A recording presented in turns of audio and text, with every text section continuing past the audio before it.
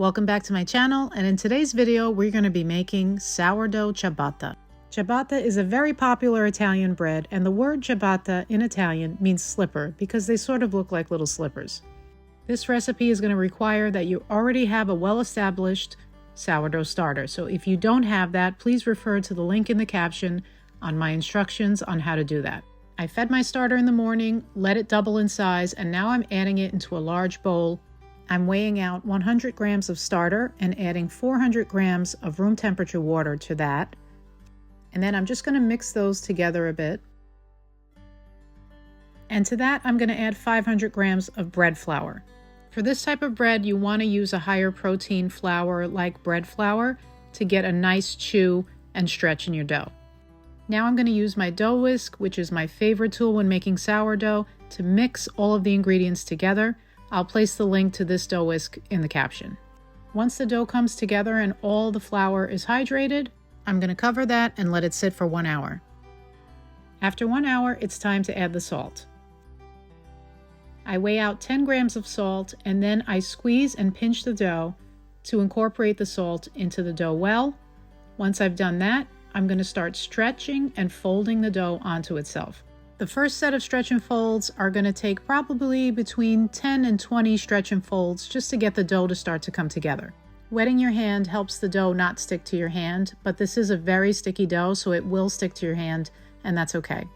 Once the dough starts to fight me, I know it's time to stop stretching, cover it, and let it sit for 30 minutes.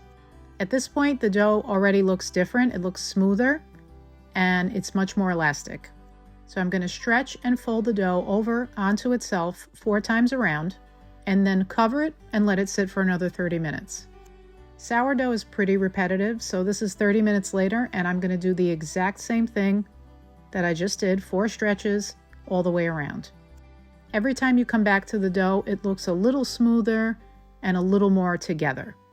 This is the 3rd stretch and fold, same thing, very repetitive process, but this is really going to build strength in your dough and develop the gluten.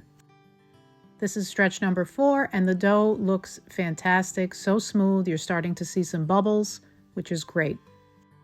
This is the last stretch, 4 times around, and then we're going to cover it and let it bulk rise until it doubles in size. I like to straighten it out a little bit and form a dough ball, but you don't need to do that. You can just cover it and let it double. Depending on your starter, this process could take anywhere between 3 to 6 hours to double in size. I put it in my oven with the light on to keep it warm.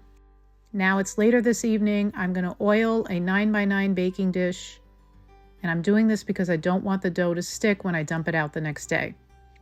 Now this beautiful dough has risen. You don't want to handle it too much because it is very sticky. Just let gravity do its job, and it'll fall right into that container.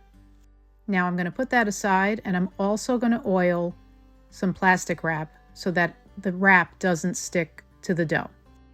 I'm going to add a little olive oil, spread it out with my hand, and then place the oiled side down onto the dough. The dough is looking fantastic and jiggly, and I cannot wait to make these tomorrow. This is going to go into the fridge for what is called a cold ferment for 12 to 24 hours.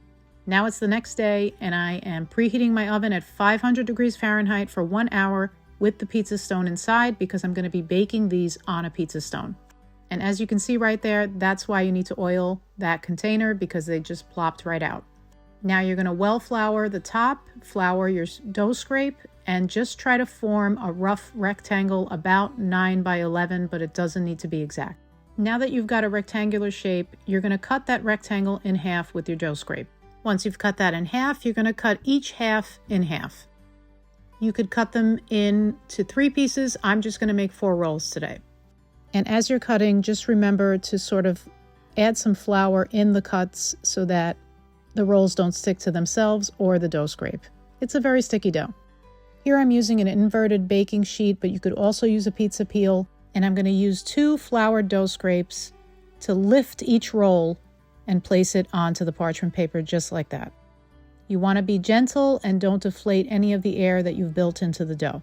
Once you've placed them all on parchment paper, take your dough scrapes and just square them off as gently as possible. My oven has been heating for an hour. I'm ready with a spray bottle with water, to spray the walls of the oven to create a steam effect when I place them inside. Bake them at 450 degrees Fahrenheit for 30 minutes and they come out like this. Gorgeous. These literally look like you got them at a bakery. Making sourdough bread never gets old for me. And they're not only gorgeous on the outside, they are gorgeous on the inside. This bread is light, airy, crisp on the outside. It's amazing.